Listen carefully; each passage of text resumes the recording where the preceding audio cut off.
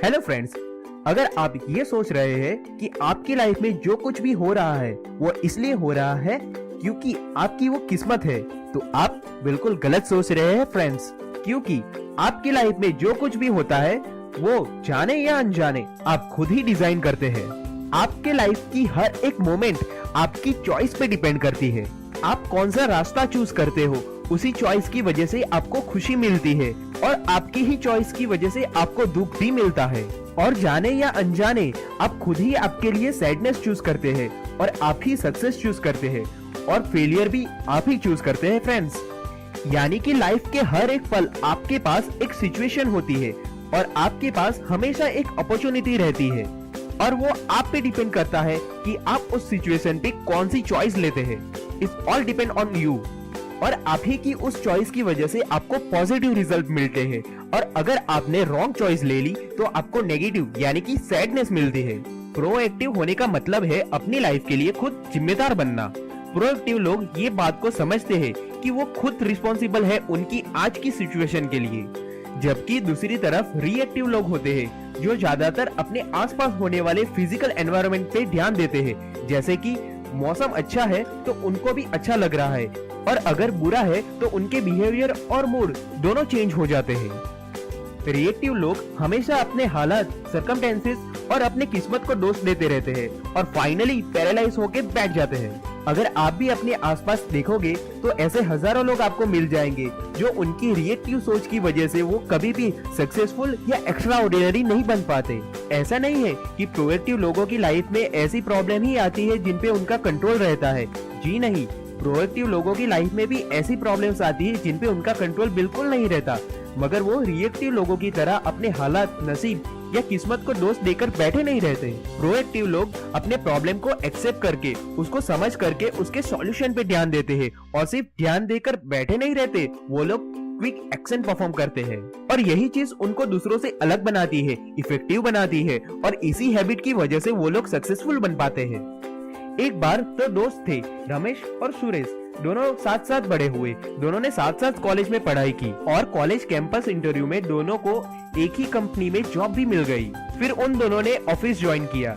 Office में एक बार उनके बॉस ने उन दोनों को एक सेम टॉपिक दिया और प्रेजेंटेशन रेडी करने के लिए कहा, क्योंकि उन दोनों को पता था कि इस प्रेजेंटेशन के बाद उनका प्रमोशन होने वाला है। तो वो दोनों ही प्रमोशन के लिए प्रेजेंटेशन पे दिन रात मेहनत करने लगे। दोनों ने बड़ी मेहनत की और प्रेजेंटेशन रेडी कर लिया। मगर प्रेजेंटेशन के ठीक एक दिन पहले बॉस ने उन दोनों को बुलाया और कहा, जो हमारे क्लाइंट आ रहे थे उन्होंने टॉपिक चेंज कर दिया है। अब ये सुन के रमेश और सुरेश दोनों शॉक्ड हो गए। बॉस भी टेंशन में था।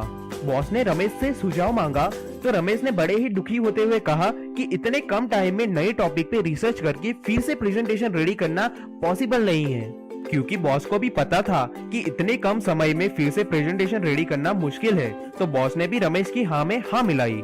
फिर बॉस ने सुरेश से पूछा तो सुरेश के दिमाग में भी वही बात चल रही थी कि हाँ यार पॉसिबल नहीं है।